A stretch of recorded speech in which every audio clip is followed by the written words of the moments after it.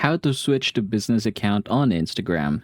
Now, in order for us to get this done, I want you to go ahead and open your Instagram from here and then go ahead and click more, click the settings, and I want you to go ahead and scroll down and you're going to look for professionals. From here, I want you to go ahead and choose account type and tools, and then we're going to switch to professional account. Now, you have two options here. You have creator and business. So go ahead and choose which one you're going to be using. So in our case here, we have business account.